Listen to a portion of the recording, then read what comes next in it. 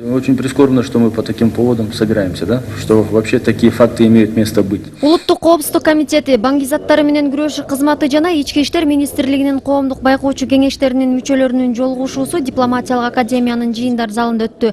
Жолугушуунун уюштуруучулары отурумду ачып, катышуучулардан айтар сөзүн абайлап айтууга чакырды. 4 человека, 1 сотрудник АКС ГКНБ.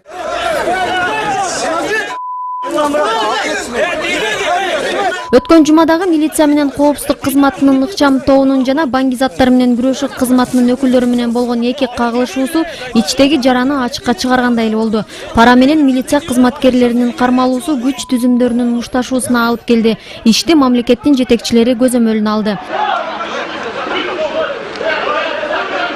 Үч мекеменин байкоочу кеңештеринин мүчөлөрү биргелешкен жыйынды укук коргоо органдарындагы мындай окуялардын себебин билүү жана жалпы бир пикирге келүү максаты менен уюштурду. Күч түзүмдөрүнүн байкоочу кеңештеринин мүчөсү бул окуяда бийликтин аракетин сынга да алды. Раз отстранили начальника Свердловского милиции Айбека Нусубалиева. Свердлов райондук ички иштер бөлүмүнүн башчысы Айбек Нусубалиевди кызматынан четтеткенден кийин коррупцияга каршы күрөш кызматынын директору Бектен Сыдыгалиевди да кызмат ордунан четтетүү керек эле. Анын кызматкерлери да ката кетирди. Эмне себептен кармоо учурунда ички коопсуздук кызматынын кызматкерлери катышкан эмес?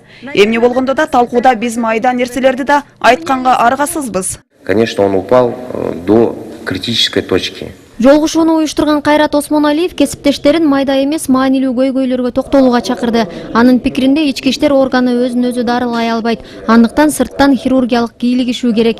Буга мисал катары УКМКнын байкоочу кеңешинин төрагасы Свердлов райондук милициянын ыкчам тобунун катышуусундагы окуяны келтирди. Болду, кармалгандан кармалда, чё? Вы же все каждый день рискуете.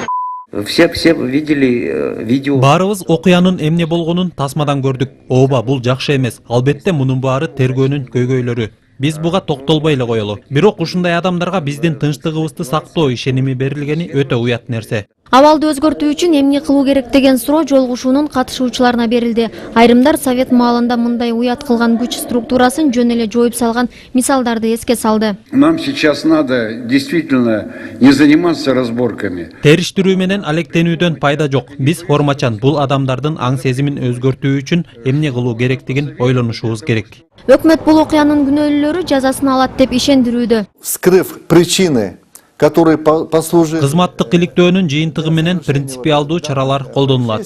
Я думаю, будет принято самое принципиальное решение. Күч структураларынын байкоочу кеңештеринин мүчөлөрү пикирлеринин ар башкалыгына карабай баары бир ооздон күнөөлүүлөр милдеттүү түрдө жоопко тартылышы керек дешет. Бурулай Пусурманкулова, Алмаз Кариев, Коомдук 1 канал.